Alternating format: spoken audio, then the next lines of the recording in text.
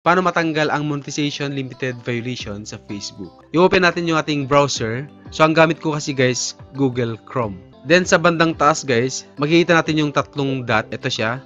Then, hanapin natin yung desktop site. Then, i-check natin yan.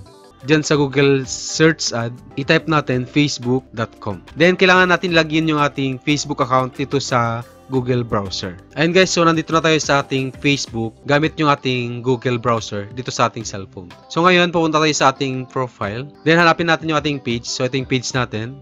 Then punta tayo ulit dito sa ating profile. Then hanapin natin yung Meta Business Suite. So ito siya guys. Ayan dito sa sidebar, content. So dito guys, makikita mo na kagad kung ano yung video ang mayroon violation.